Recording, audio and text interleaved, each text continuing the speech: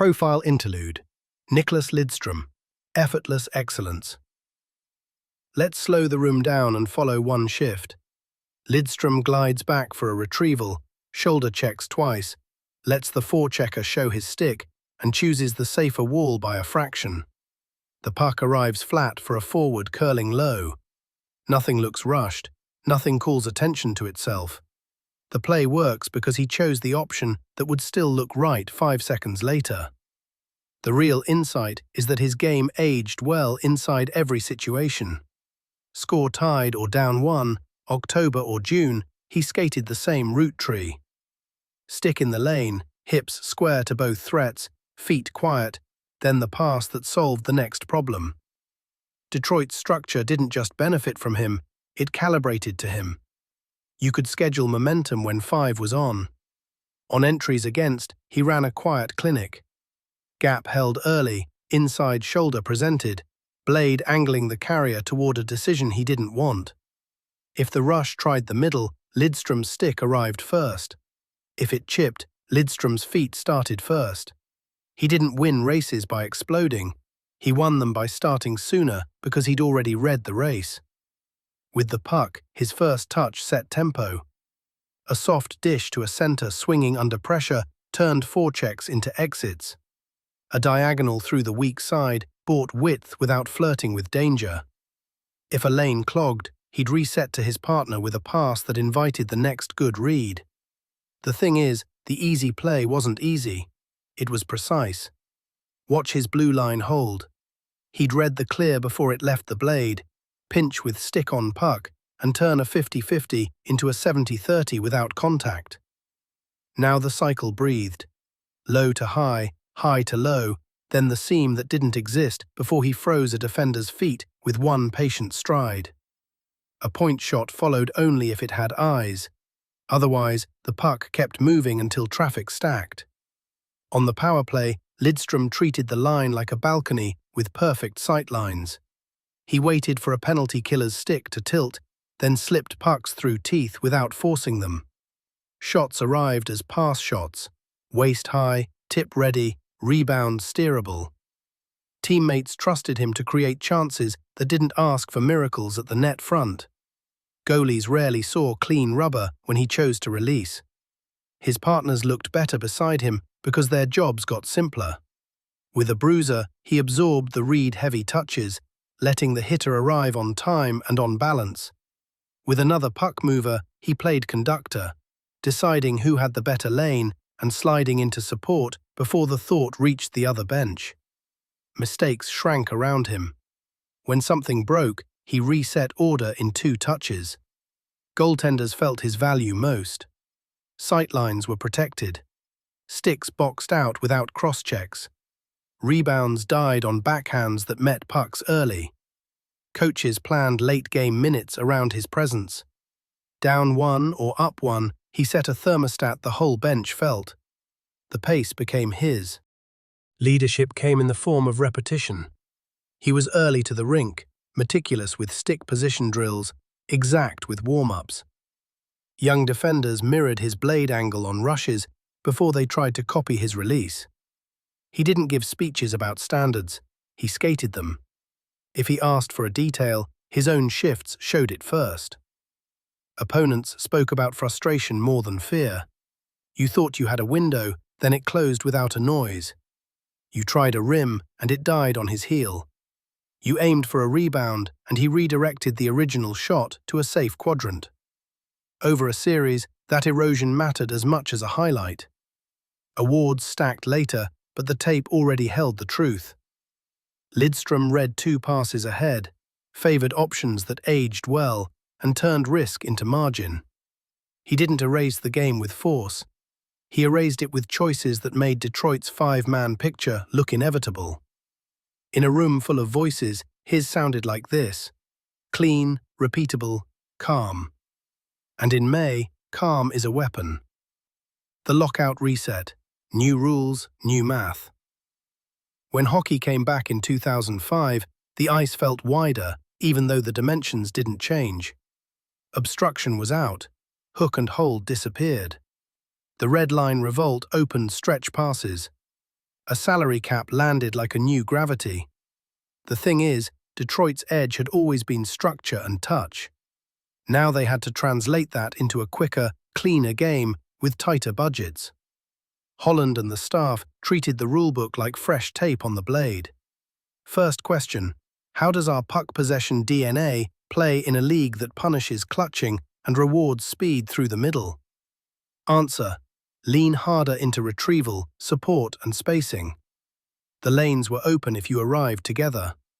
Practice shifted a half-step faster. Wingers drilled low curls with the puck already on their stick. Centers worked under the goal line to start exits with body position instead of leverage with the free hand. Defensemen practiced deception, opening hips to show one lane, then slipping the other.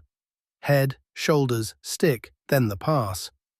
Little fakes mattered more when defenders couldn't tug a jersey to cover a bad read. Across the roster, value changed shape. A clean first pass grew even more valuable. Feet that could hold a gap without a hook were non-negotiable. Detroit doubled down on players who could win with angles and sticks. Lidstrom didn't need the memo. His game already matched the rulebook. Brian Rafalski's arrival later fit the same logic. Short outlets, perfect timing, and no wasted motion. The cap era demanded new habits in the front office. Contracts had windows. Dead money hurt. Holland built layers with a calculator and a calendar. Younger legs on entry deals were the oxygen. Veterans who could still live inside the blueprint took shorter terms at numbers that kept the room whole. Loyalty didn't mean sentiment. It meant clarity about roles, minutes, and money. Special teams became scheduled leverage in a different way. Power plays were forced to move the puck faster because penalty killers could pressure without fear of a soft hook penalty in return. Detroit answered with quick-touch triangles, Lidstrom at the top, a half-wall distributor, a bumper sliding into seams, and net front hands that lived with bruises. The puck didn't stick. It arrived and left, arriving again when sticks drifted. Penalty kills emphasized sticks and angles even more. Routes tightened. Lanes vanished on timing rather than grabs. 5-on-5, the wings embraced the new math before the terms got popular. Entries with control beat dumps chased into whistles. They managed risk through numbers, not noise.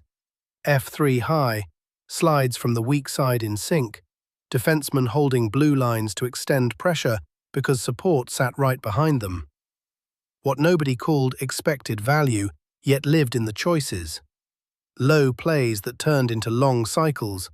High plays only when traffic and timing lined up. Roster refresh came with patience. Some nights, legs looked a tick older. The response wasn't panic, it was pacing. Shift lengths came down. Third periods stayed quiet. The staff trusted that habit and spacing would beat rushes and whistles over 7 games. Meanwhile, younger pieces from Sweden and beyond slid in through the familiar pipeline. They arrived with edges and detail. The room taught them the rails. Goaltending adjusted to cleaner lanes and more rush looks. The system still protected sightlines, but with speed back in the game, goalies tracked off sticks rather than bodies. Rebound control, always a Detroit priority, became a tax shelter. Kick to safe ice, cover when the odds said cover, reset structure on your terms. The team skated out of more scrambles because they'd built automatic routes into muscle memory. Coaching stitched continuity. After Bowman, Dave Lewis kept the room steady. Then Mike Babcock tightened tempo and repetition. He demanded routes run at pace, sticks in lanes, and the third man high until the moment was right. The tone remained calm, the standards explicit. You could feel the lineage, possession, layers, and now an extra click of speed through the neutral zone. Micro-stories told the shift.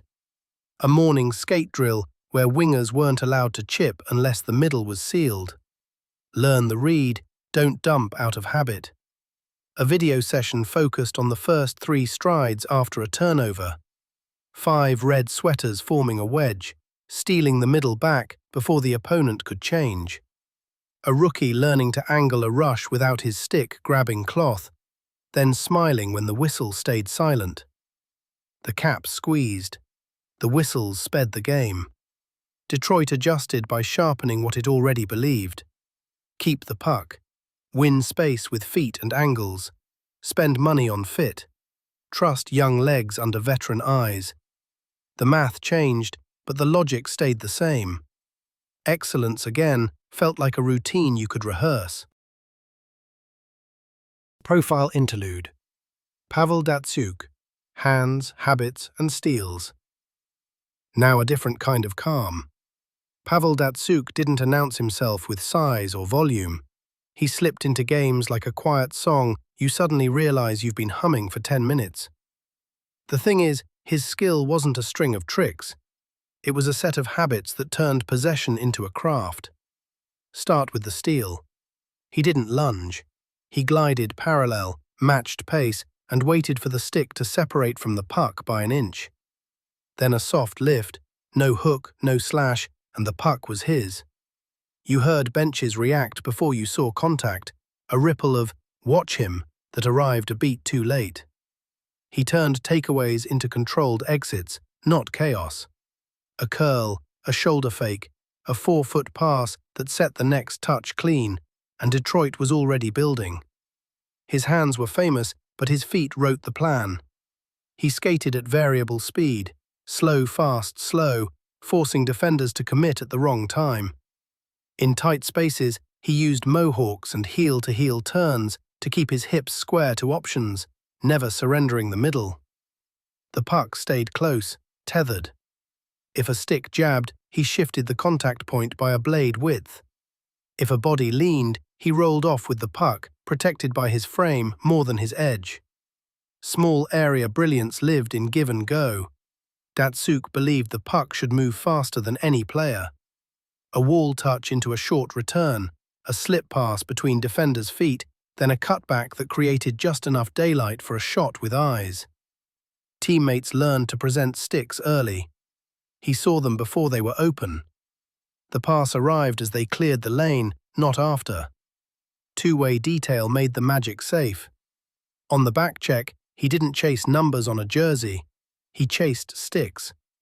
He'd angle through the middle, lift at the perfect moment, and instantly own the next play. That allowed Detroit's defense to hold blue lines and shrink the zone. F3 stayed responsible because he made it easy to be aggressive. When the puck flipped, he was already in the lane to turn defense into a controlled entry. In practice, he treated skill like repetition, not a show. Weighted pucks for touch. One-hand handle drills to feel leverage. Edge work at half speed, then at game pace, then while absorbing a shove from an assistant with a pad. He'd run pickpocket reps, approach from distance, match hips, mirror stick, lift, collect, escape, until muscle memory ran the sequence without thought. Younger players tried to mimic the highlight. He taught them the approach angle. On the power play, he preferred patience over polish. Half wall, head up, shoulders quiet, bait the penalty killer's stick, then slide pucks into seams that weren't there a second earlier. If nothing opened, he reset. No rush to shoot for a number. When he shot, it came quick off the heel, disguised behind his eyes, with traffic set by teammates who trusted his timing. 5-on-5, his lines suffocated while scoring. He closed passing lanes on the forecheck with his stick in the ice, then hunted low hands and leaned on the body just enough to make retrievals awkward. If the puck popped, he already had an exit mapped. Third man high, support underneath, a lane to the middle. It fit Detroit's blueprint perfectly. Keep it, move it, make the next guy's job easy. Micro stories float around him. A veteran defender swears he never felt contact, just suddenly didn't have the puck. A teammate remembers Datsyuk telling him before a draw, drift 2 feet higher, then feeding him through legs right where that drift created a seam. A coach recalls a video clip paused on a frame no one else noticed. Datsuk's blade angle dictating the penalty killer's reach, the entire play sprung by that tiny lie. He didn't perform for the camera, he performed for possession. The pickpocket wasn't about embarrassment, it was about reducing risk. The deke in traffic wasn't for applause, it was the shortest path to space. He saw the game like a set of levers, and he pulled them in silence. There's a quote you hear paraphrased in that room: "Practice boredom to earn freedom." Datsuk's freedom, those steals, slips and slides, was built on boring reps that never wavered. Inside Detroit's structure, he became the piece that made control feel inevitable. Hands, habits, and steals, each done softly, each adding up to minutes that aged well. And when the building grew loud, his game got quieter, sharper, and somehow even lighter on its edges. Profile. Interlude. Henrik Zetterberg, poise and posture. Henrik Zetterberg carried calm like it was part of his gear. Head up, shoulders relaxed, knees bent just enough to let his edges bite, he played in a posture that told you the read came first and the play would follow. The thing is, his game wasn't loud, it was precise. Start in the corners, where most shifts get messy. Zetterberg arrived square, not reaching. He used his back to shield, his hips to roll pressure off the puck, and his hands to slip possession 2 feet to safety before a stick could jab it free. He didn't win by wrestling, he won by making contact work for him. A shoulder touch, a pivot, and now the defender's weight became his leverage to exit. On entries, he chose patience over panic. He'd glide across the blue with the puck on the heel, scanning shoulders, selling a shot without moving his hands, then sliding a flat pass into the seam he'd created by freezing a defender's feet. If nothing opened, he'd take ice down the wall, pivot off a check, and leave the puck in a safe spot for support arriving on time. Possession didn't stall, it settled. Defensively, his reads were as sharp as his touch. Zetterberg tracked through the middle, eyes on sticks, not numbers. He'd angle a carrier toward bad ice, lift at the exact beat between strides, and own the next touch without a whistle. That let Detroit's defense hold the line and compress the zone. When he became F3, he didn't drift. He hovered just high enough to shut down the quick counter, just low enough to be a passing option the instant the puck flipped. With Pavel Datsuk, the chemistry looked like synchronized problem-solving. One curled low, the other floated into a pocket. One baited a stick, the other offered a short return. They didn't trade the puck for flair. They traded it to move defenders a half step the wrong way, then attacked the space they'd created. Coaches could schedule momentum, knowing those two could squeeze a minute out of nothing and leave the next line with tired defenders to hunt. Zetterberg's shooting game hid inside his patience. He favored releases off delays, pucks pulled into the feet, blades closed late, shots sliding through screens with just enough pace to hand rebounds to linemates in stride. If the lane closed, he didn't force it. He protected, turned, and found the low option that kept Detroit below the dots. He played percentages without feeling like math. It felt like sense. Face-offs became part of his craft. He varied his stance, changed his stick-tap rhythm, and leaned into counters that fed the set play. Win to the wall, chip to space, support underneath. Late in games, you could see his shoulders settle before the draw. No bounce, no pump, just breath, blade down, and a puck directed exactly where the bench had pointed a moment earlier. In practice, he sharpened the same details daily. Short area puck protection with a coach leaning a pad into his back. Quick hands around the blue paint, catch, pull, release through legs.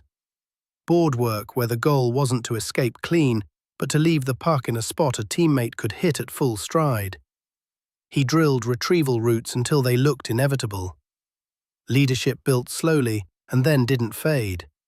He listened first, spoke low, and set bars with habit. Teammates talk about a look he'd give on the bench, a small nod that meant the next shift had a plan. When the captaincy came later, the role fit the personality. Steady, direct, consistent. He was never the loudest voice. He didn't need to be. He made it easy to follow. Playoff hockey suited his pacing.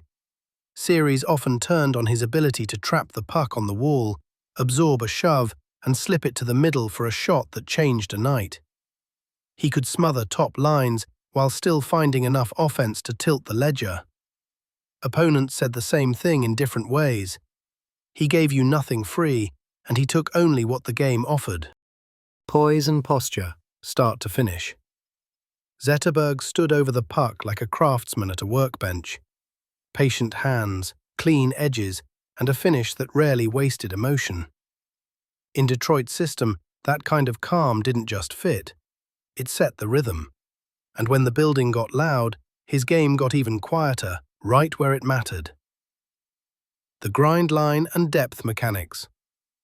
Anyway, moving past the stars, the heartbeat often came from three names said in one breath: Draper, Maltby, McCarty. The grind line wasn't flash. It was geometry, timing, and a kind of honest weight that changed how series felt by Game 5. The thing is, their job description was simple and unforgiving. Take tough starts, close time and space, leave the next line fresher than when you found the ice. Draper began it with speed and face-offs. He won pucks not only by reaction, but by preparation. Stance, stick angle, and a plan for where the win would go. Those draws didn't just start exits, they started sequences the bench had mapped. Win it left, chip to the wall, support underneath, and now the wings were moving with numbers. Maltby turned retrievals into exits with small moves that never crowded a highlight reel. Low shoulder fakes, a blade rolled open at the last second, and a puck slipped past a reaching defender by inches. He bought time without backing up the entire structure. You could hear assistants say it softly on the bench. Hold, now. And the puck arrived where it should, right when it should. McCarty gave the line its thump and its touch. He finished checks square, not late, and he understood when to release the puck into the middle at the perfect beat for a trailing center. The famous goals came from him on big nights, but the line's identity came from dozens of small decisions. Touches that kept the puck below the dots, bodies that stayed between man and net, sticks that lived on the ice. Matchups made their work matter most. Against skill lines, they didn't chase hits, they chased angles. F3 stayed a half step higher, sealing the middle, while the first two forwards hunted with sticks first. Opponents tried to stretch them. The grind line shortened the rink. Defensemen behind them trusted that if they held the line, support would arrive quickly enough to turn 50-50s into Detroit pucks. Their forecheck was layered, not reckless. F1 angled to one shoulder, forcing a predictable rim or chip. F2 read the next touch, either pinning the wall or jumping the middle. F3 waited for the mistake, stepping in only when numbers favored the read. It looked repetitive because it was. Repetition made it safe. Safe made it suffocating. On clears, they didn't just send it down, they sent it with purpose. Soft enough to die below the goal line, far enough to allow a change, and angled to force the goalie's weaker handle. That little habit stretched shifts, turned tired defenders into trapped defenders, and made Detroit's bench management look prophetic. Penalty kill minutes fit their rhythm. Sticks in lanes, feet quiet, and pressure at the right beat. Not a sprint, a squeeze. Draper's reads off the face-off dot bled seconds. Maltby's blade got in shooting lanes without taking penalties. McCarty's body cleared the crease without crossing a line that cost momentum. Scheduled momentum, that was the point. Micro-stories sit in their wake. A West road trip where they ate the other team's top line's minutes, came off at 25 seconds, and watched the next group score on tired legs. A practice where they worked a corner drill against Lidstrom and Rafalski, learning exactly how much time they had before the weak side slide killed a lane. The lesson wasn't to force it. It was to live in the pocket the system gave them. Depth echoed their habits. Third and fourth lines mirrored the routes, even when personnel changed year to year. A young winger learned to chip to space instead of the glass. A depth centre learned the value of short shifts that ended with the puck 150 feet from danger. That's how a playoff run gets easier by mid-series. Not easier to play, easier to predict. And it wore down top pairs. By the fifth game, defensemen who had handled Detroit's stars now had to eat 30 honest seconds against the grind line before facing skill again. Legs got heavy. Gaps opened earlier. Those inches turned cycles into seams, seams into tips, tips into rebounds that finally went Detroit's way. Let's be honest, fans remember fights and chirps, but the real edge was control without chaos. The grind line brought that every night. Their value wasn't measured in goals. It was measured in the way the bench exhaled when they hopped over the boards. They didn't need applause. They needed their next read. And by the time they were done, the game's temperature had dropped to something Detroit preferred. Steady, structured, and ready for the next line to breathe. 2008, the model machine. The thing is, by 2008, Detroit didn't chase control. It created it on schedule. Practices felt like quiet assembly lines, routes at pace, sticks in lanes, and details repeated until they ran themselves. Mike Babcock tightened those loops. Pucks moved before defenders could touch jerseys. Support lived one pass away in every zone, which meant pressure never arrived alone. Nicholas Lidstrom and Brian Rafalski turned breakouts into habit. One retrieval, two shoulder checks, and the first pass hit flat to a center sliding low. If the forecheck bit hard, a slip to the weak side opened. If it stayed soft, the puck moved north with 3 red sweaters connected by 10 feet of trust. Lidstrom's reads set the thermostat. Rafalski's timing kept it steady. You could feel the bench relax when they started a shift. Up front, Pavel Datsyuk and Henrik Zetterberg smoothed the edges off games. They didn't just win pucks, they removed panic. A lift here, a curl there, then a 4-foot pass that bought the next player options. With Thomas Holmstrom planted at the crease, taking cross-checks, tipping waist-high pass shots, goalies saw layered traffic every night. Shots weren't hopeful, they were shaped. Babcock's structure asked for 5-man pictures. F3 stayed honest until the read screamed go. Defensemen held blue lines because support sat directly beneath them. On the forecheck, F1 angled a shoulder, F2 read the next touch, and F3 waited for the mistake that always shows up when exits get squeezed. It wasn't flashy, it was suffocating. Micro moments defined their rhythm. A neutral zone regroup where the puck never slowed. Back to Rafalski, across to Lidstrom, up to Zetterberg in stride, slip to Datsyuk on the inside, delay, dish, and the shot arrived through Holmstrom's screen. Or a defensive shift where 3 sticks closed lanes so cleanly that an opponent dumped by choice, not design, and Detroit's retrieval hit tape the instant the puck kissed the end boards. Goaltending fit the picture. Chris Osgood read plays, framed shooters, and redirected rebounds to safe ice. He didn't need to steal. He needed to finish what the skaters started. When the rush sped up, his edges set first, and the save looked routine because the read did the heavy lifting. The group in front cut east-west chaos. He closed the rest. Special teams became scheduled momentum. On the power play, Lidstrom walked the line without drama, waiting for a penalty killer's stick to drift. Datsyuk and Zetterberg worked half walls with short touches, low, bumper, flank, back to the top, until a seam opened by inches. Holmstrom paid the bruises so the numbers made sense. On the kill, routes compressed quickly. Lanes vanished on timing, not whistles. Clears landed where changes were possible. Depth held the floor. Darren Helm's legs forechecked at a pace that bent exits. Valtteri Filppula's touch turned third-line minutes into plus territory shifts. The blue line behind Lidstrom-Rafalski stayed tidy. Reads first, risks second. Change after change, the bench met every game state with the right tool, and no one reached for a hammer when a wrench would do. Playoffs tested the margin. Nashville pushed with forecheck heat. Detroit answered by tightening retrieval angles and hitting the weak side earlier. Colorado arrived short-handed by injury, and the wings didn't rush the process. Cycles stacked until fatigue did the loud work. Dallas tried to slow the middle. Detroit widened, then knifed back in through late support. Each series looked different. The solution always felt familiar. Then came Pittsburgh.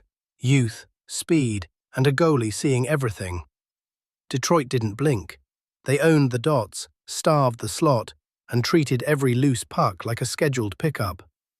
Datsuk and Zetterberg chased sticks, not names, and the clock worked for them. When the Penguins tried to stretch, the third man stayed just high enough to close the runway and still be first on the return pass. Game states told the truth. Up a goal late, Detroit didn't back in. They compressed to the middle and let point shots arrive into bodies set to collect. Down a goal early, they didn't fire for noise. They returned to layers, low cycle, switch, tip, retrieve, until the seam arrived. Patience wasn't passive, it was pressure that didn't fray. Babcock's bench ran like a schedule board.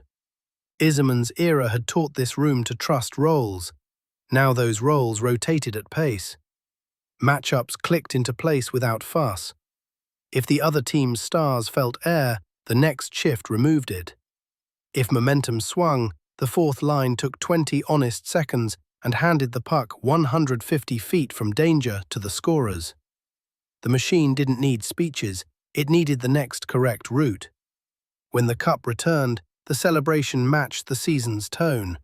Satisfaction more than shock. Lidstrom lifted with the same posture he skated, calm and exact. Zetterberg's Conn Smythe put a number on balance. Suffocate while scoring, read while finishing. Osgood smiled like a man whose team made his job sane. People talk about models like their theory. In 2008, Detroit felt like proof. Possession with patience, speed inside structure, depth that didn't sag, and habits that held under heat. The real insight is simple. They built advantages you can rehearse, then trusted them when it mattered. That's why the tape still looks quiet. That's why it still feels inevitable. 2009, the rematch and the cost of a long run. The thing is, the summer after a cup can feel short. Bodies don't heal faster just because the banner goes up. Detroit rolled into 2008 to 2009 with the same structure, the same standards, and just enough new touch to keep the rhythm. Marian Hossa arrived as a pure finisher who fit the roots. The puck kept moving. Possession stayed honest. And yet, under the hood, miles were piling up. Regular season nights still looked familiar. Lidstrom read 2 passes ahead. Datsuk and Zetterberg squeezed space while creating it. Osgood and Ty Conklin shared the net as the staff paced minutes for the long road. But a long road taxes ankles, groins and shoulders in ways you only admit later. Detroit managed it with short practices, sharper video, and shifts that ended at 20 seconds instead of 25. Small concessions to the calendar. The playoffs opened with a steady hum. Columbus ran into a team that refused to get drawn into a track meet. The puck stayed below the dots, cycles stacked, and exits stayed clean. Anaheim was a different kind of grind, heavy, stubborn, with a crease that needed clearing on every whistle. Detroit answered with patience, sticks first, bodies square, and power plays that waited the extra beat for traffic to set. Chicago's youth brought speed. Detroit answered with layers. Every series felt like a problem the machine had solved before. Then the rematch. Pittsburgh again, fresh legs and a goalie locked in, a roster carrying the memory of last June as fuel. Detroit carried something heavier, the mileage of a deep run inside a deep era. Even so, early in the series, the formula held. Structure owned the middle. Shot quality beat shot volume. The puck lived on red sticks and arrived at blue paint with a plan. You could feel the benches calm. Line after line, the game state under control. But this is where razor-thin margins show their edge. A missed clear that usually hits tape lands flat. A change that's always clean happens half a stride late. Special teams' swings, so quiet when they go your way, start to tilt. Pittsburgh's speed pushed for odd-man rushes. Detroit's layers absorbed most of them until one rush arrived with a bounce, or a stick that was always firm flicked for a moment and a seam opened. The scoreboard doesn't ask why. Injuries shadowed decisions. Players taped, gritted, and went. Minutes moved.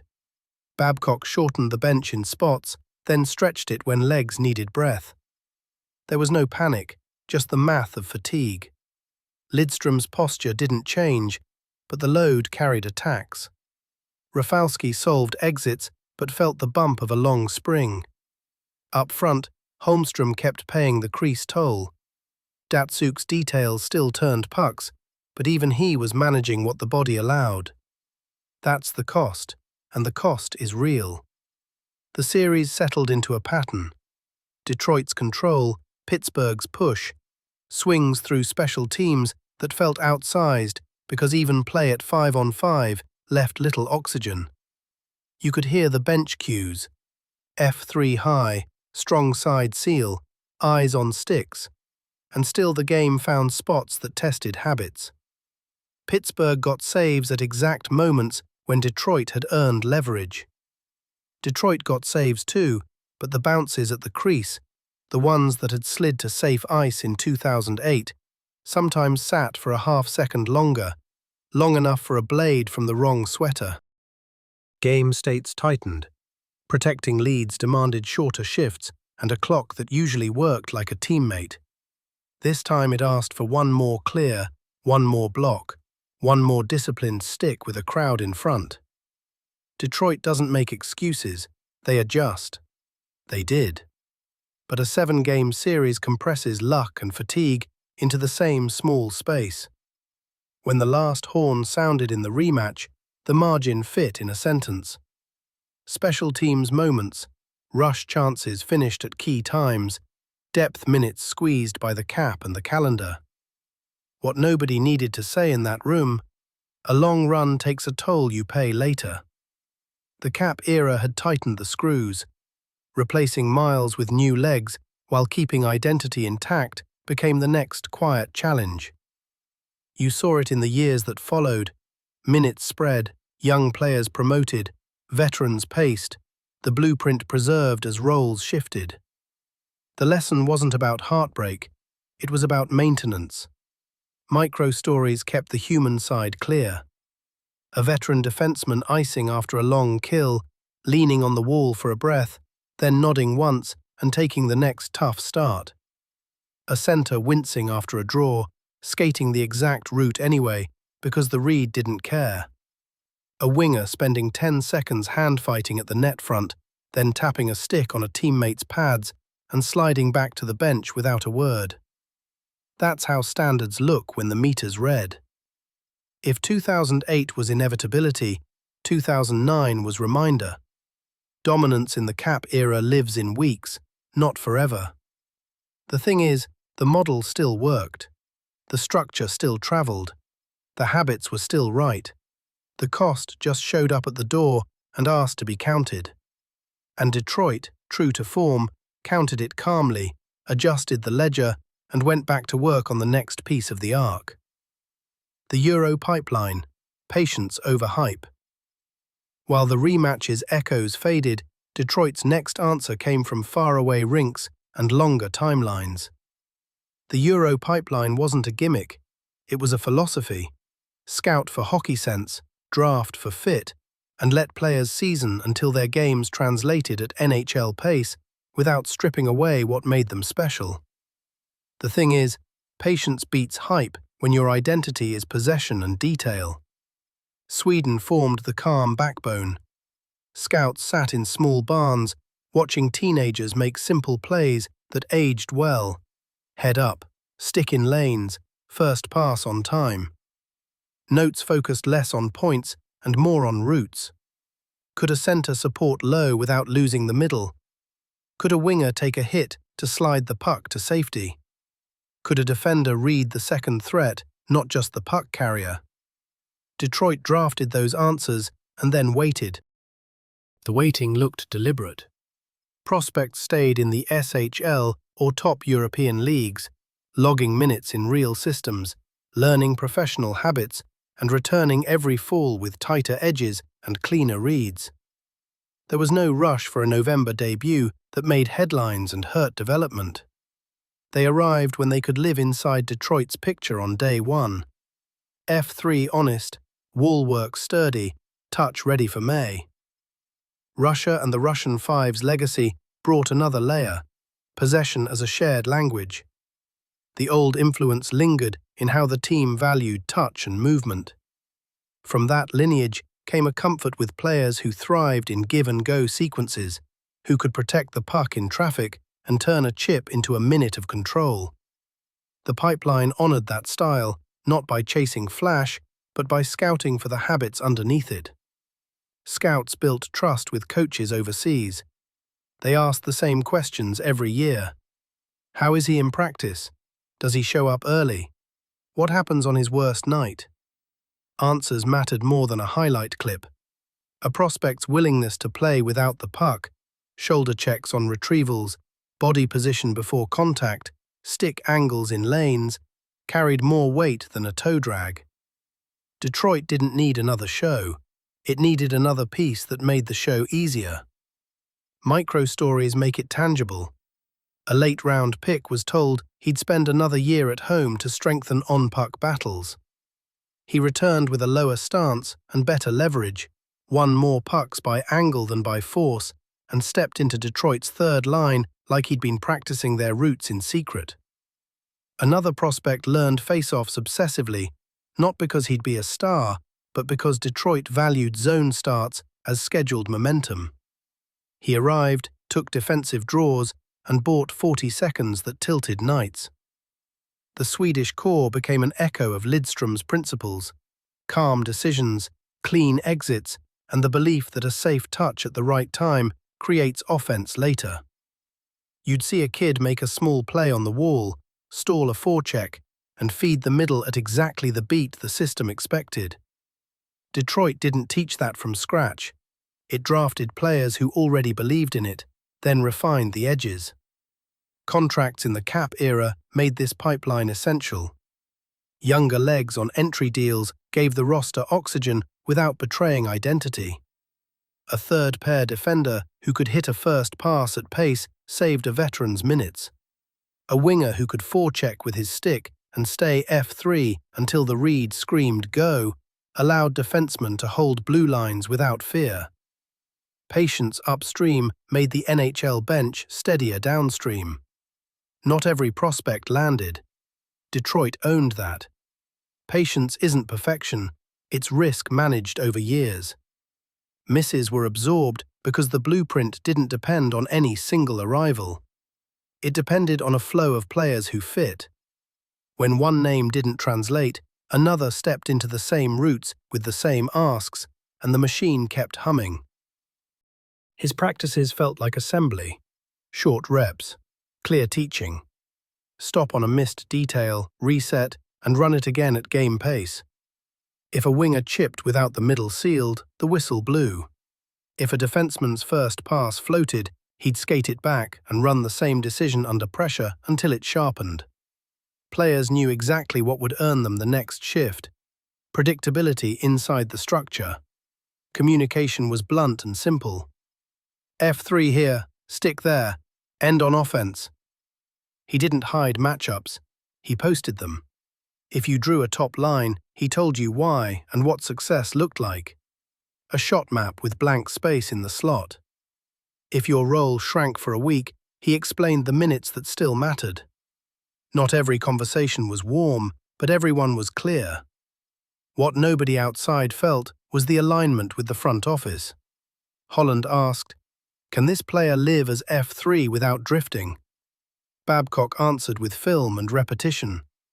When a call-up arrived, the system taught him in 2 days what might take weeks elsewhere because the language from scouting to bench matched. A rookie didn't have to guess, he had rails. Meanwhile, the assistant coaches served as translators. Paul McLean's voice eased messages on the power play, timing over force, tips over blasts. Brad McCrimmon kept the blue line's details honest. Shoulder checks on retrievals, pins that sealed, first touches that solved the next pass. Video wasn't punishment, it was quiet accountability. Pause, blade angle. There, run it again. Micro stories show the thread. Bowman once tapped a third liner to start overtime because the matchup tilted. He won the draw, dumped soft to the right corner, and the shift bled 60 seconds. The next line scored. Under Lewis, a rookie sat next to a veteran at a tablet. Same breakout, 2 reads, 1 correction, and the kid's touch tightened by the next night. With Babcock, a morning skate drill banned glass and out. Players had to exit through support. It looked fussy. In May, it looked like control. Across eras, the tone changed, but the asks didn't. Keep the puck. Layer support. Make the next guy's job easier. Bowman taught winning without noise. Lewis kept the hum steady. Babcock synced the hum to a faster clock. And the room, anchored by Lidstrom, guided by Holland, steadied by Yzerman, then Datsuk and Zetterberg, carried the same calm through each shift. The rivalry chapters, beyond Colorado. While that was happening in Denver, other matchups kept Detroit sharp in different ways. St. Louis arrived in cycles, hard-nosed, disciplined, and committed to shrinking the neutral zone. The thing is, those series taught Detroit to accept low-event hockey and win it anyway. The bench cues were simple. Own the dots, live below the goal line, and trust that one clean seam would outlast a night of blocked lanes. Yzerman's lines took the patient route, Lidstrom managed pace, and the Blues found themselves defending shifts that felt longer than the clock said. Chicago was a different chapter, especially as their youth crested. The Blackhawks pushed with pace and layers, and Detroit answered with posture. Datsuk and Zetterberg squeezed the middle while giving nothing free at the line. You could feel the years of practice in how Detroit turned rushes into regroups. Stick on puck, shoulder check, soft slip to the weak side, and suddenly the rink looked small for Chicago's legs. Rivalry nights at the United Center hummed, but the Wings made them quiet by owning details. Dallas played a chess match. Their structure preferred patience, their goaltending thrived on sightlines, and series leaned towards small mistakes. Detroit's counter was to build pressure without feeding counterattacks. Long cycles, point shots chosen rather than fired, and net front traffic from Holmstrom that turned clean looks into layered ones. Babcock trusted Helm to chase exits and Filppula to settle pucks on entries, while Lidstrom-Rafalski turned retrievals into exits so quickly that Dallas rarely got second touches. New Jersey represented a deeper lesson. Trap logic forced Detroit to accept that speed didn't always beat spacing. The adjustment was measured. Widen first, pull defenders laterally, then knife through the middle on a late support route. Special teams could tilt Knights against the Devils, but 5-on-5 became a test of patience.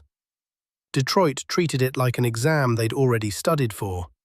Short shifts, clean changes, and possession that didn't mistake motion for progress. San Jose brought size and cycling in waves during the Cap-era grind. Unknown to them, across town, Detroit's staff rehearsed retrievals under heavy pressure with an extra pad leaning on a winger's shoulder. Simulate the weight, make the read anyway. In those series, the grind line's descendants mattered. Third lines ate tough starts and returned the puck 150 feet from danger. When games turned on face-offs, Draper's legacy lived in counters. Win to the wall, chip to space, support underneath, change on possession. Anaheim added snarl and crease traffic. Detroit didn't respond with brawls. They responded with box-outs, sticks first, and planned clears that died below the goal line to force long ice. Holmstrom absorbed the nightly tax at the other end. Lidstrom's blade deflected half shots to safe quadrants, and Osgood or later goalies read through screens because the group in front kept east-west to a minimum. If a whistle turned momentum, the next Detroit shift slowed it with a 30-second cycle that re-centered the game. Nashville's forecheck heat tested first passes. The wings answered by compressing support, centers living lower, wingers curling deeper, defensemen selling one lane and slipping the other. It looked conservative. It was efficient. The Predators wanted chaos. Detroit kept insisting on control. By late series, Nashville's defense felt the tide, held lines, chased rims, and watched pucks arrive to red sweaters already in motion. Even Phoenix and Columbus had teaching moments. The thing is, Detroit didn't grade opponents by market size. They graded them by habits. Phoenix's work rate forced cleaner exits. Columbus's energy forced the third man to hold an extra beat. In both cases, Detroit leaned on repetition. If a route broke, they ran it again cleaner. If a read frayed, video reset it at morning skate. These rivalries sharpened specifics. Against speed, posture. Against weight, timing. Against traps, width then cut. Against crease wars, body position and patience. Micro-stories dotted the calendar. A Chicago game where Zetterberg's lift at the line erased a 2-on-1. A Dallas night when Holmstrom took 3 cross-checks to tip a pass shot through. An Anaheim shift where Rafalski's first touch bought the weak side and ended a forecheck in one pass. None of it looked dramatic. All of it added up. Rivalries didn't just raise tempers, they raised standards. Detroit kept the same answer sheet ready. Possession, layers, and choices that aged well over a series. The names changed, the questions felt familiar, and the room, calm, deliberate, precise, kept turning them into the kind of nights that made the rest of the league study. Practice culture, reps, recovery, and routine. Anyway, moving past the headlines, the daily rhythm is where dynasties live. Detroit's practices felt short and sharp, 25, maybe 35 minutes at pace, because the goal wasn't sweat for its own sake. It was precision. Every rep solved a future moment. They started with routes. Neutral zone regroups ran like a metronome. Back, across, up, with F3 anchored until the read released him. If a winger chipped without the middle sealed, the whistle cut in. Reset. Same touch, same pressure, correct timing. The thing is, they didn't chase highlight drills. They chased repeatable solutions. Retrievals got the same treatment. Defensemen skated shoulder checks into muscle memory. Look once at the dot, once at the weak side, sell the forechecker one lane, slip the other. Partners understood the cadence. Arrive as a passing option on the backhand, present the blade early, and keep feet quiet so the puck settled flat. Coaches leaned a pad into shoulders to simulate weight. Reads had to hold under contact. Wall work wasn't punishment, it was craft. Wingers practiced absorbing pressure with hips, not hands, rolling checks off the puck and sliding it 2 feet to safety. The rep ended only when support arrived in rhythm.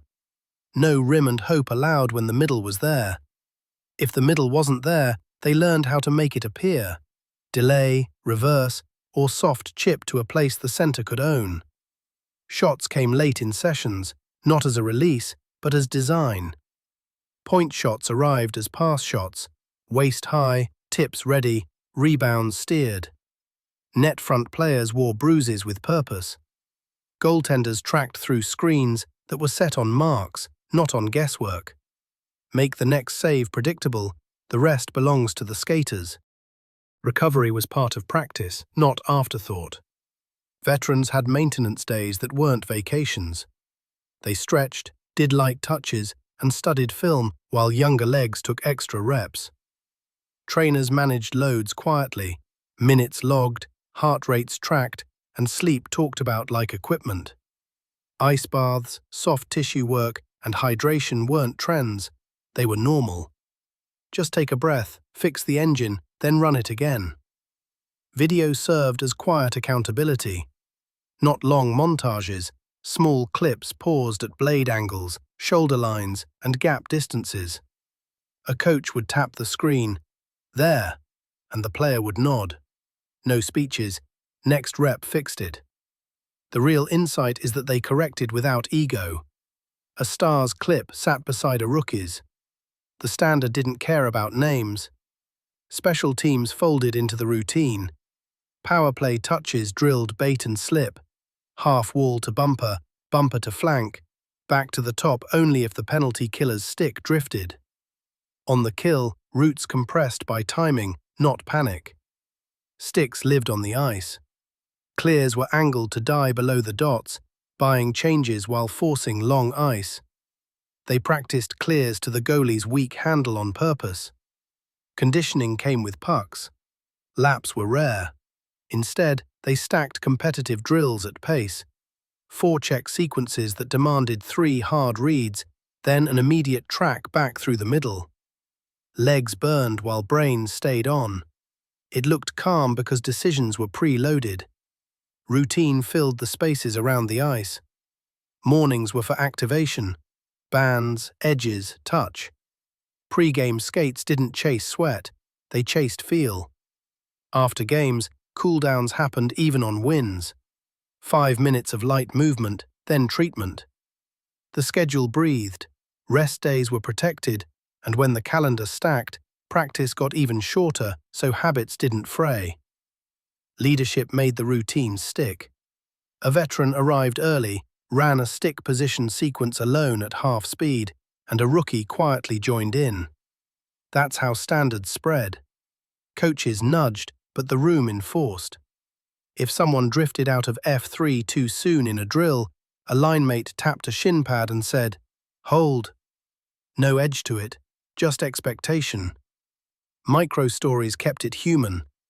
A winger stayed 10 minutes late to run 3 puck protection exits with an assistant leaning hard into his back. Next night, same player took a hit, rolled off, and fed the middle exactly on time. A defenseman asked for 3 video clips of his first pass under heat, then changed his blade lie before practice so the puck sat flatter. Small choices lined the runway. The pattern never promised health, but it protected it. Short ice, short reps, sharp habits. The rhythm felt like a well-oiled routine. Steady inputs, steady outputs. Which means by spring, the decisions that win tight games didn't feel dramatic. They felt like another rep you'd already done 100 times, at pace, with a whistle ready to catch anything that didn't age well. Profile interlude. Steve Yzerman, captain as compass. The thing is, Steve Yzerman didn't lead with noise. He led with a direction everyone could skate toward. Calm eyes, straight posture, and a way of speaking that turned tense rooms into workable plans. You could feel it in warm-ups and in June. He wasn't there to lift voices, he was there to lift standards. Start with the pivot everyone remembers inside that room. Early on, he scored in bursts, wrists off the rush, one-timers through screens, and people outside said he was too offensive to win. Then Scotty Bowman arrived and the ask changed. Two-way detail, shorter routes, win face-offs, win matchups, win nights when the puck doesn't bounce. Eiserman didn't argue. He adjusted. He cut scoring to add control, and the room followed the math. He played through pain without turning it into theatre. The knee, the groin, the long maintenance days. He managed all of it in ways most players noticed only when they saw the ice bag afterward. During the run that ended the 42-year wait, his shifts looked simple. Win a draw, close the middle, feed the next touch on time, then finish with a back-check stick that took away the only pass that mattered. Teammates felt that rhythm and matched it. In the moments that tried to fray a group, his voice carried just enough weight. On rivalry nights, he didn't talk about revenge. He talked about roots and discipline, then reminded the bench of one thing. We play our game. Not a slogan, an instruction. When the hits stacked, he stayed square. When the building crackled, he looked at the clock. Emotion faced the math and stepped aside. Practice showed the compass in smaller pieces. He lined up first in a drill that demanded touch under pressure, took the pad shove from an assistant, moved the puck clean anyway, then circled back in line without a word. Younger players watched the rep, copied the blade angle, and learned that leadership wasn't a speech. It was a repeatable choice. If a detail drifted, F3 sagging, a rim tossed under mild pressure, his only signal was a quiet tap on a shin pad. Hold. You didn't forget. His game management made coaches' jobs easier. Late in periods, he shortened his own shifts by 5 seconds, bought cleaner changes, and left the next line an easier read. Defensive zone draws against top centers. He took them, won the puck to safe ice, ate a cross-check, and changed on possession. That kind of economy turns playoff nights into a series you can survive. Teammates remember quick bench exchanges. A winger says he asked for a look on an entry. Eiserman answered, "If the feet stop, delay. If they close, chip soft to the wall, support's coming."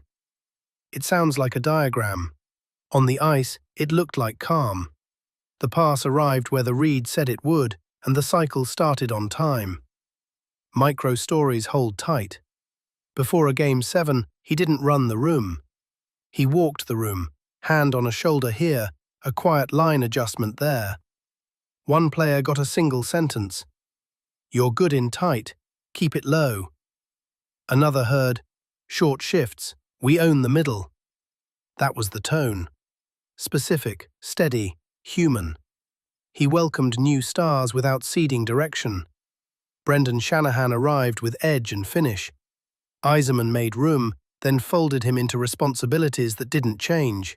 Board work, net front pain, timing on entries. Later, as young skill rose, he didn't protect status. He protected standards. The captaincy wasn't a parking spot. It was a route everyone used.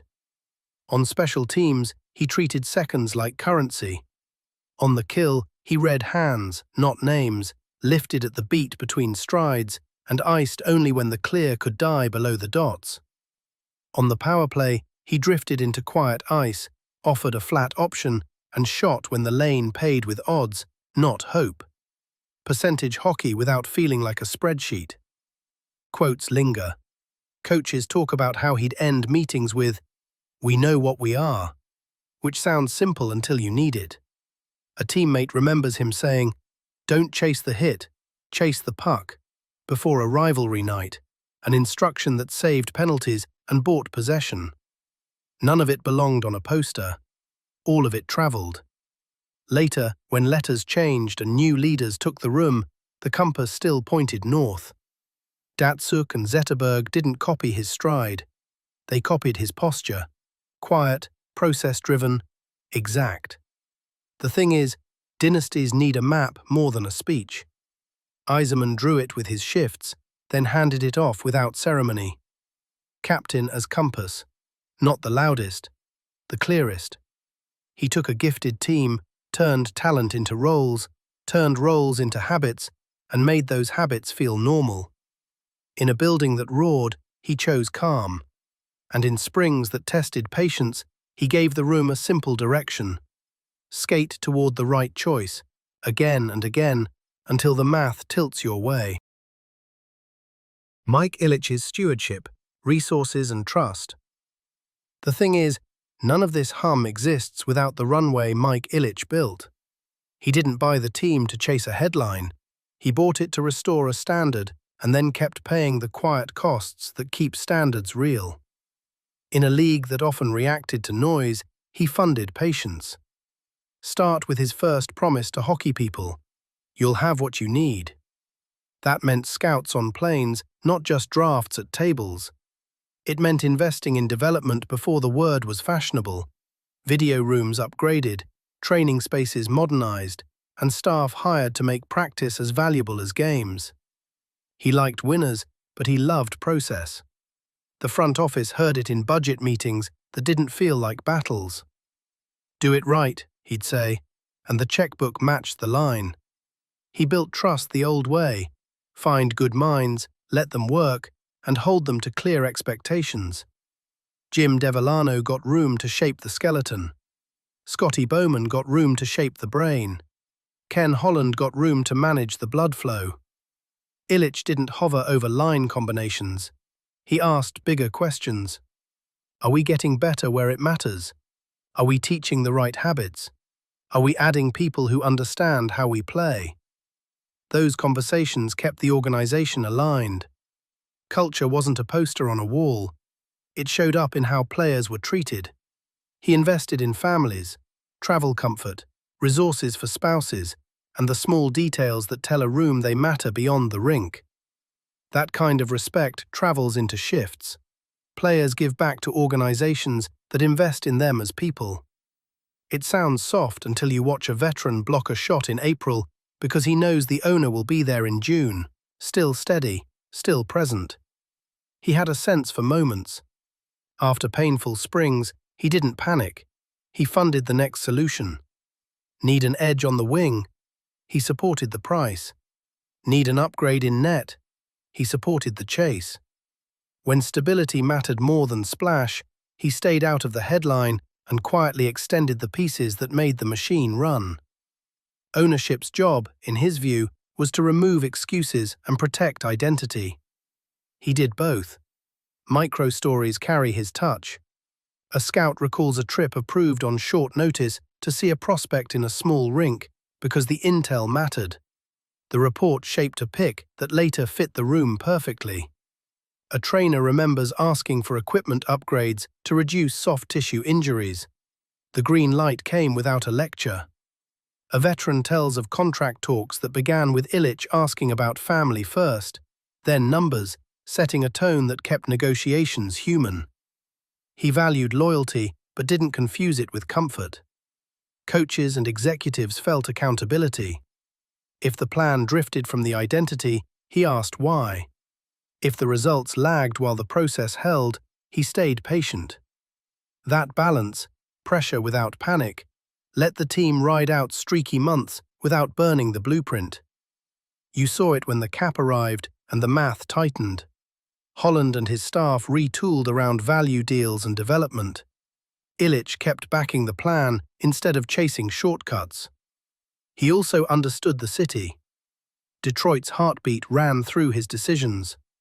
Ticket initiatives that kept the building full, community investments that tied the wings to neighborhoods, and a commitment to keeping the team's professionalism visible. Players felt pride in representing more than a logo. Ownership made sure that feeling wasn't empty. When banners went up, he stood back and let the hockey people take the stage, then shook hands in the hallway with the same energy he brought to early rebuild years. The message never changed. Standards over slogans, resources over noise, trust over impulse. That's how a room believes it can take the long road and still arrive. In a sport that often treats owners like distant figures, Ilitch felt close without being loud. He didn't draw the routes on the whiteboard. He built the room where the board could sit, paid for the time to think, and protected the people who could teach.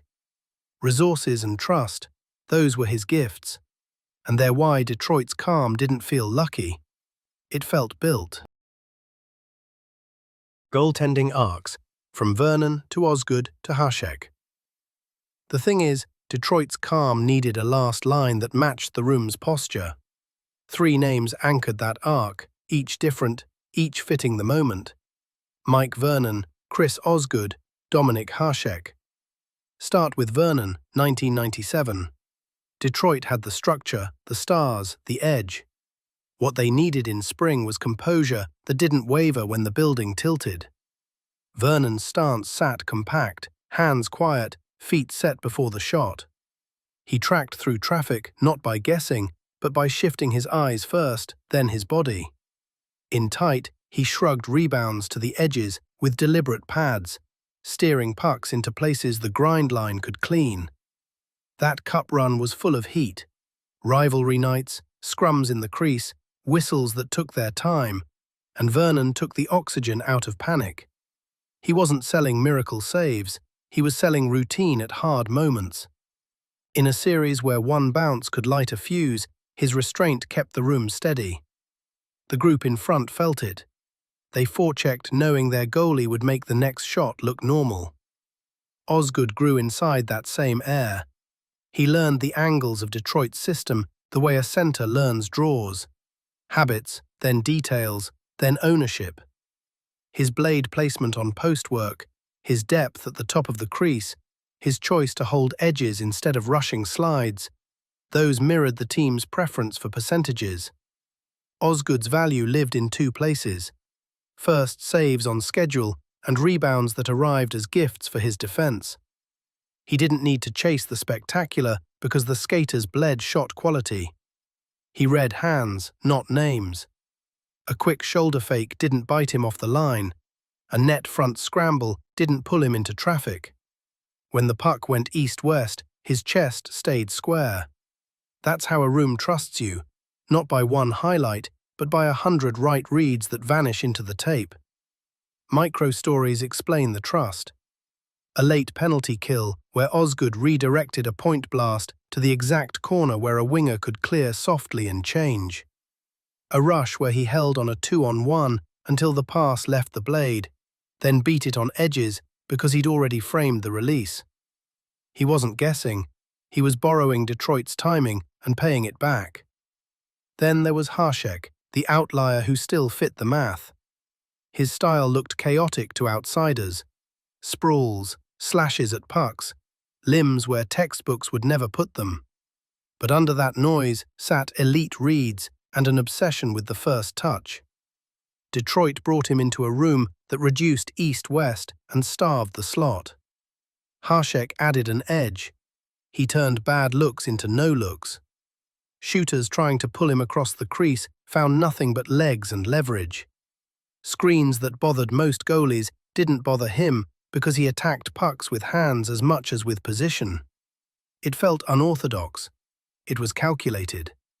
The thing is, Hasek's presence forced opponents to second guess.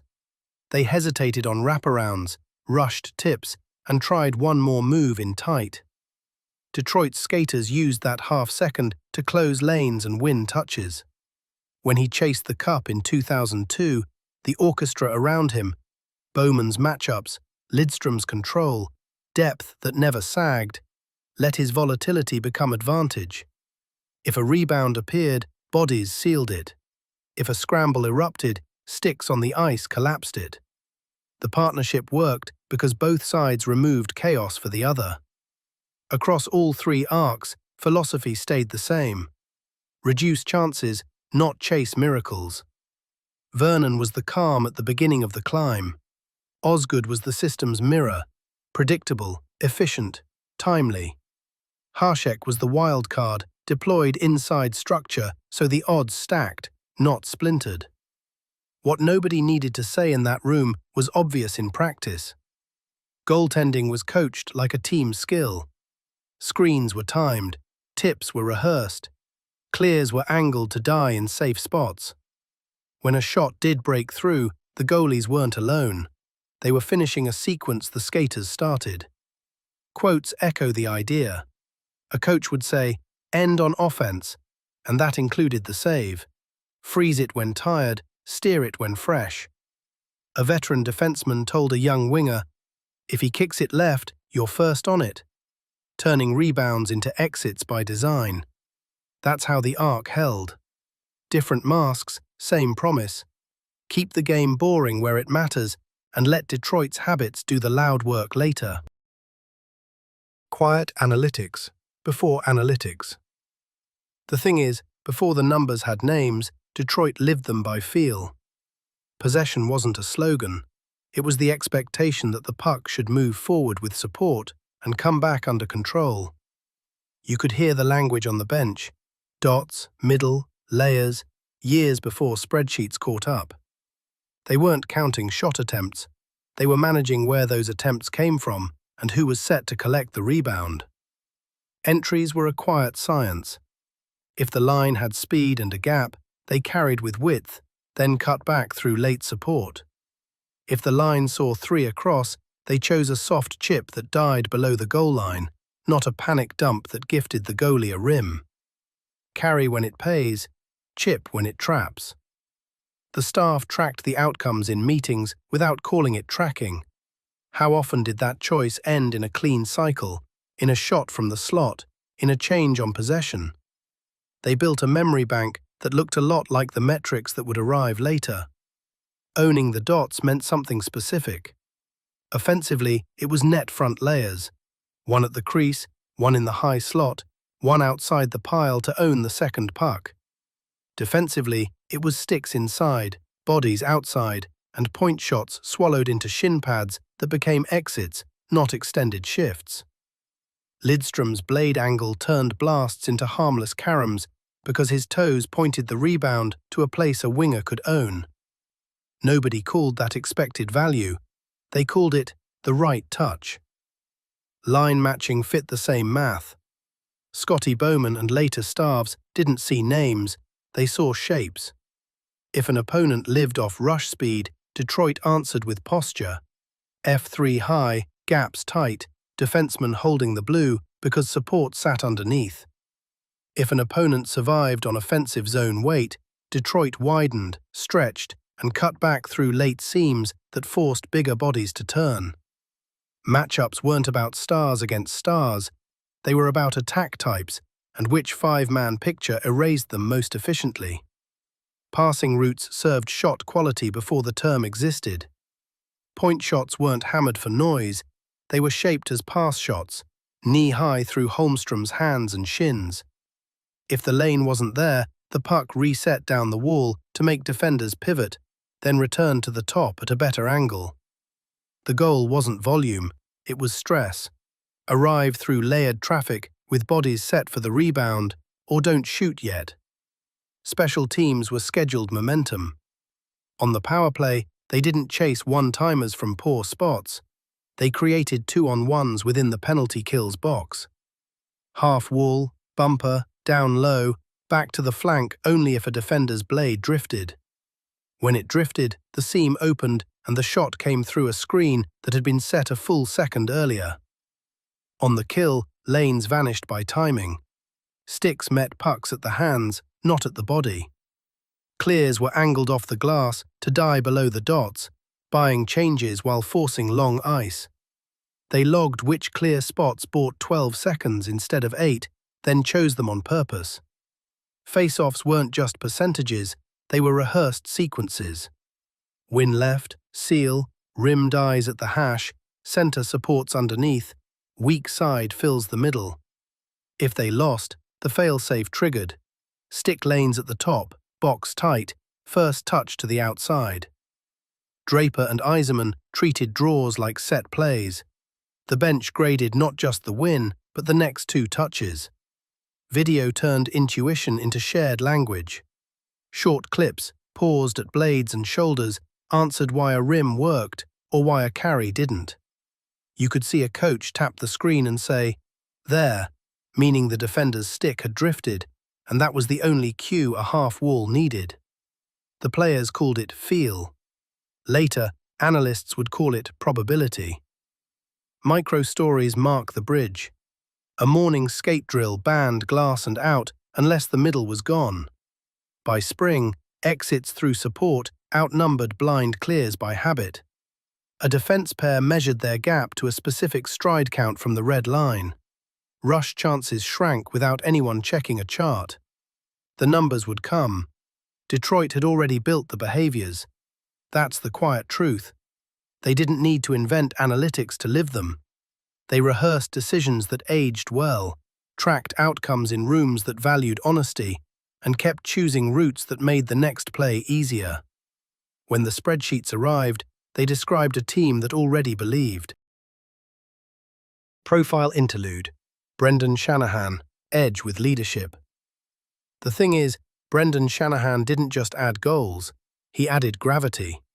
Detroit had skill, control, and a maturing core. Shanahan brought a straight-line truth that made all of it bite. Pucks went to hard ice, bodies followed, games tilted because he chose the spots that cost you to defend. Start with his roots. Entries were honest, wide shoulder, protect on the outside hip, then a cut that forced a defender to open up. If the lane held, he drove. If it closed, he snapped a low shot far pad that created the rebound Detroit expected. It wasn't flashy, it was dependable pressure. Holmstrom 8 cross-checks at the top of the crease.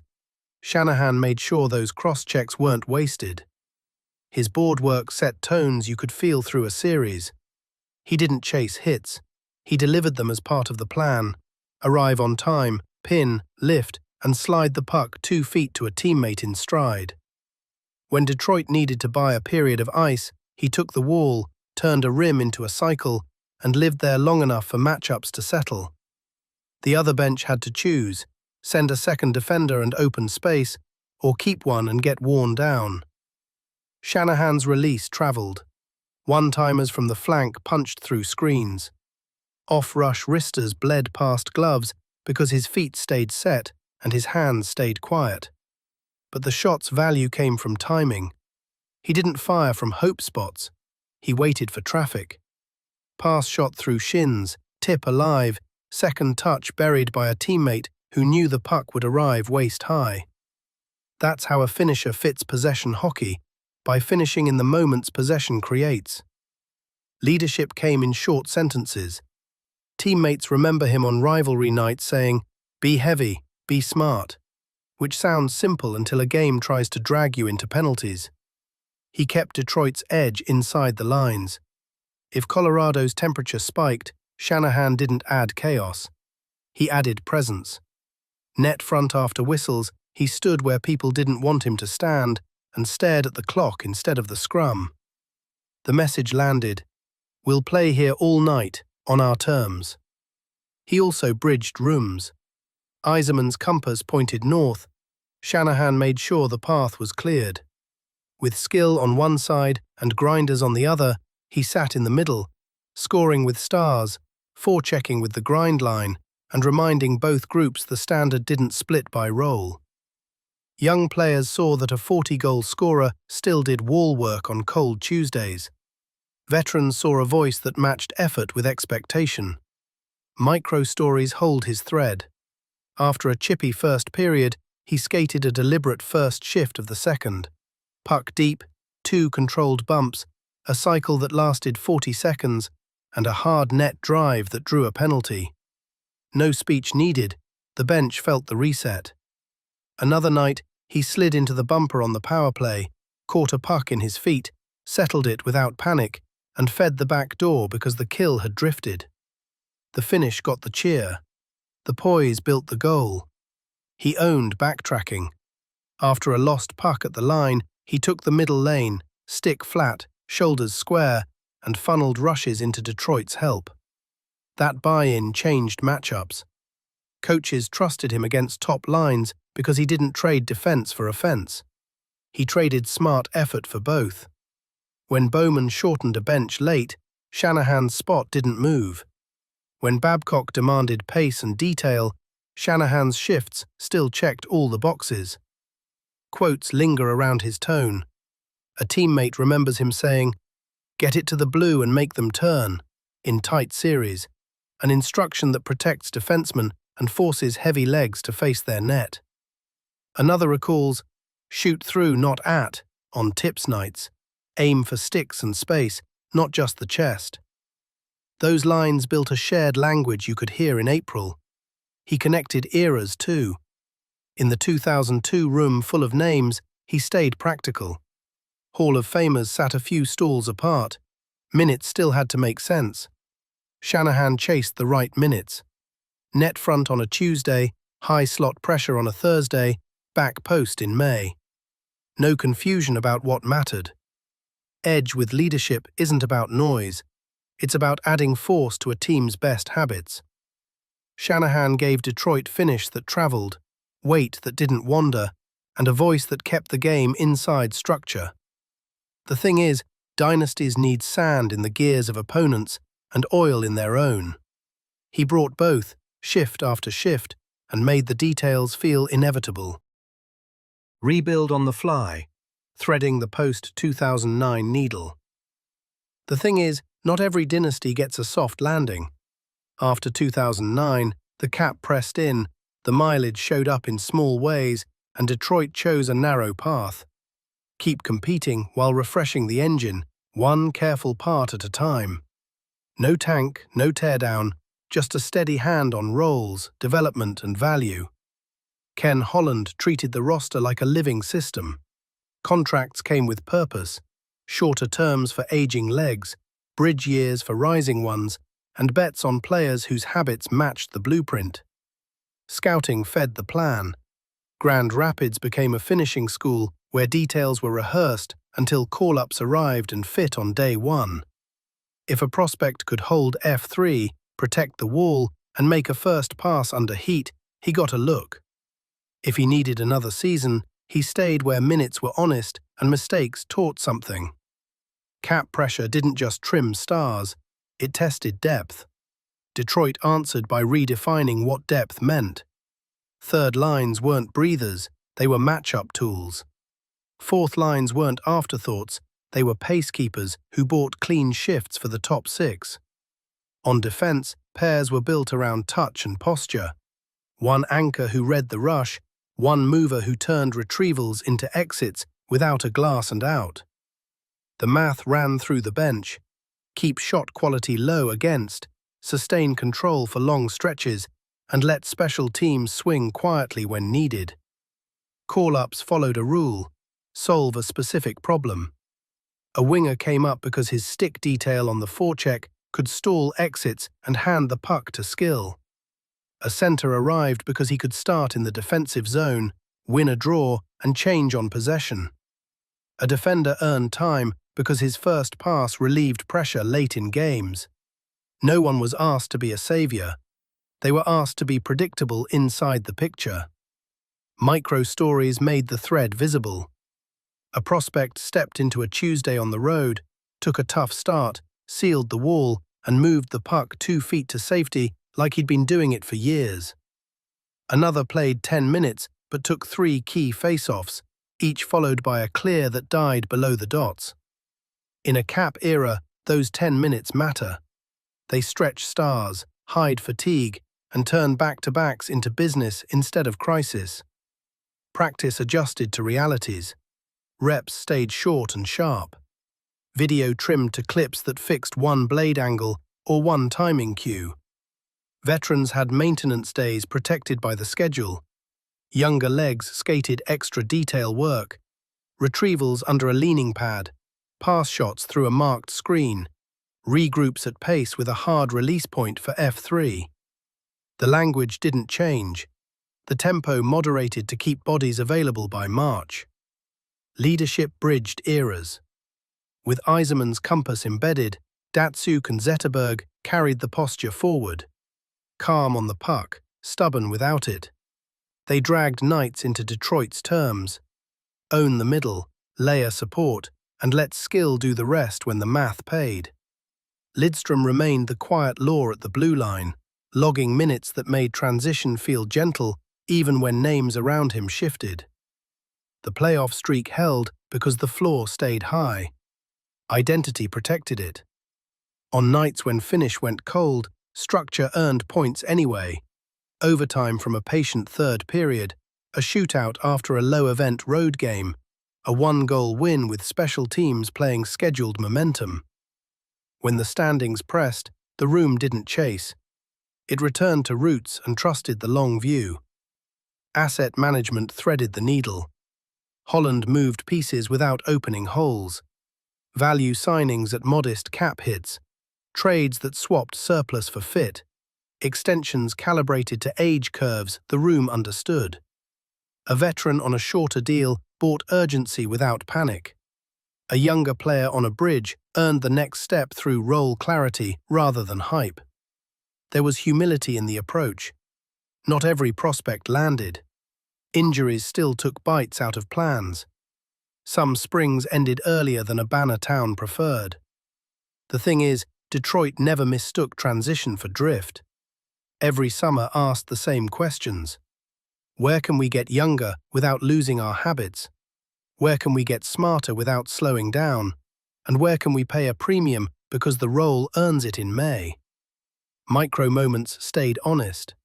A late-season game, tied on the road, saw a green defenseman shoulder check twice, sell one lane, slip the other, and feed the middle on time. Shift over, he tapped a shin pad and sat. The bench exhaled. That's rebuild on the fly in one touch.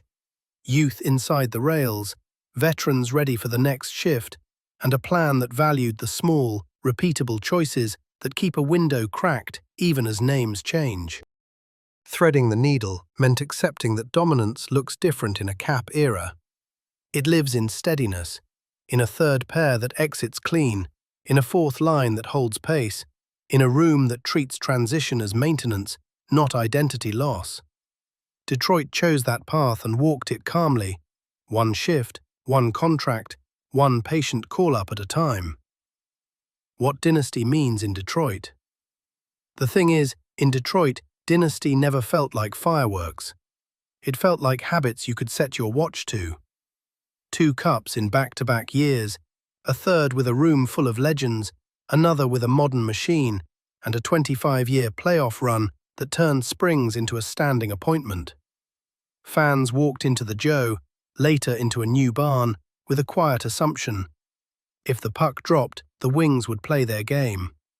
What did that game mean? Possession with layers, the Swedish calm of clean exits, the Russian comfort with give and go, North American edge at the net, and captains who turned all of it into rhythm. You could see it shift across eras without losing the spine. Bowman's chess, Lewis's continuity, Babcock's metronome, each one humming the same note. Lidstrom at the blue line like a lighthouse. Yzerman's compass in the room. Shanahan's straight-line finish. Datsuk's steals that felt like sleight of hand. Zetterberg's posture that made good players look rushed. A dynasty in Detroit wasn't a single peak. It was a ridgeline. The 1997 lift ended 42 years of waiting and taught the room how relief turns into standard. The 1998 Believe year carried grief with grace and proved that resilience can be a plan. The 2002 team stacked stars without letting ego crack the minute-by-minute asks. The 2008 group tightened possession until games looked solved in pencil before the opening draw. Through all of it, the culture didn't wobble when names changed. Fans remember it as a feeling more than a stat. Warm-ups with pucks snapping tape to tape. The first shift settling into a cycle that said, "We'll be here as long as we need to be." Penalty kills that looked like rehearsed theft. Power plays that didn't hunt a highlight, just pulled the box until a seam appeared. And late in games, the calm. The sense that Detroit would choose the next right decision even if it didn't make a montage. The league copied the template because it traveled. Draft for hockey sense, not just speed. Value F3 like a boundary, not a suggestion. Treat depth as a tool, not a rest area. Make defense a 5-man job and offense a 5-man reward. The thing is, the copy didn't always carry the patience. Detroit waited on players until the details fit, then plugged them into roles that felt familiar. That's how style outlives stars. Dynasty also meant leadership, teaching leadership. Yzerman modeled a captain who turned pain into clarity, and handed the map to Zetterberg without ceremony. Lidström set a standard for defenders that made partners look better just by standing in the right place at the right time. Datsuk made practice a lab where touches tightened and tricks became habits. Younger players learned that excellence was quiet and daily. There's the city too. Detroit's identity, work, resilience, craft, sat under all of it. Ownership kept the runway clear. Coaches kept the asks consistent. The room held each other accountable without drama. Fans brought belief that didn't need a speech. When the cap era squeezed, the team chose fit over flash and stayed itself longer than most thought possible. That extended relevance is part of the definition. A dynasty isn't just rings, it's years where your standard bends the league's learning curve. Micro moments tell the truth better than banners. A third period clear that dies below the dots and buys a change. A back-check stick at the exact beat that erases a 2-on-1. A rim that turns into a hold, then a pass, then a shot that arrives through a screen that was set on purpose. Those choices, stacked over seasons, built the serenity fans still talk about. So what does dynasty mean here? It means a room where excellence feels normal. It means opponents arriving with plans and leaving with questions. It means coaches and players speaking the same simple language. Keep the puck, layer support, make the next guy's job easier. And it means a city looking at the ice and seeing itself, patient, precise, and ready to outlast the noise. Micro-stories, human beats across the years. 3 days after a road loss that stung, the building was quiet.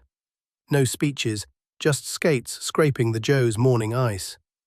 A veteran took the first lap, then another, then set 2 cones near the wall. He worked one thing: absorb the hit, slide the puck 2 feet, support arrives. 10 minutes later, a rookie lined up beside him and copied the exact blade angle. That detail won a shift the next week. A trainer told a story about a broken rivet in May. Late night, humid room, one skate won't sit right. He filed, refit, relaced. The player nodded, left, and scored the next night. No victory yell, just a tap on the stick rack after the game and a thanks. You felt the machine rely on small hands, steady under pressure. Between periods of a rivalry game, a defenseman sat with a tablet balanced on his knee. Not highlight clips, 3 exits that failed. The assistant tapped the screen. Head once, head twice, sell one lane, slip the other. Third period, same forecheck, same corner, different outcome. The puck hit the middle on time and the bench exhaled. There's a young forward who missed F3 by a step in November. The whistle cut through practice. Babcock pointed to the dot and said, "Hold." No edge, just clarity. In March, same player waited the extra beat, then jumped. The intercept started the cycle that drained a minute off the clock. He didn't celebrate. He lined up for the draw. A night in Dallas turned on Holmstrom's ribs. 3 cross-checks in a row at the top of the crease, no call. He didn't look at the ref. He reset his feet, tilted his blade, and turned a point pass into a pass shot the goalie never saw. Later, in the hallway, he walked past the board with a purple mark blooming and smiled like the job made sense. On a back-to-back in the cap era, a call-up took a defensive zone draw on his offside. He lost it clean, but tied up sticks and drove the puck to the wall with his shoulder. The clear died below the dots. The bench changed on possession. His night ended at 9 minutes and one job done right. A video clip lingers from the 2008 run. Datsuk tracked a rush, took 2 quick glances over each shoulder and lifted a stick at the exact beat the puck left the blade. It didn't look violent. It looked timed. The crowd saw a steal. The bench saw a habit that had been built 100 quiet mornings. The grind line had a ritual before big games. 3 quick face-off reps at low speed, just the roots. Win left, seal, chip to space, support underneath. Then a knuckle knock on the dasher. When the puck finally dropped, they ran the same thing at full speed and turned a shift into field position. One spring, Yzerman shortened his last change by 5 seconds. He skated to the bench with 30 feet to spare, so the next line got the blue at full stride. The scoreboard didn't note it. The room did. It's the kind of economy that multiplies once the legs get heavy. Lidstrom's calm lived in micro-moments that look like nothing until you slow them down. On a rim under heat, his inside edge bit early, his top hand slid, and the puck settled flat on his backhand. He didn't hurry the next pass. He waited for the lane that paid and sent a flat, ordinary touch that diffused 2 forecheckers at once. The opponent sagged. Detroit changed. A morning skate in April banned glass and out. Players grumbled. Later that night, a defenseman rolled off a bump, fed the middle, and the puck never came back. It looked like the same drill, just louder. Between the horns and the banners, there were small rhythms. Tape peeled off sticks the same way. Helm lined up his skates the same distance from the hash marks. Rafalski checked the clock after whistles, not the crowd. Little things stack until the big things feel expected. One more. A Game 7 door opened and the captain didn't speak first. He touched a shoulder, then another, and said one sentence to the last guy in the aisle. Short shifts, we own the middle. The group nodded and went to work. Conclusion, resolution and meaning. Detroit's edge was simple. Make elite hockey feel routine and let the quiet details carry you through storms. If this helped you unwind tonight, subscribe for more calming deep dives into the game's best stories. Want a specific moment from those Wings years next? Drop it in the comments. I read every one.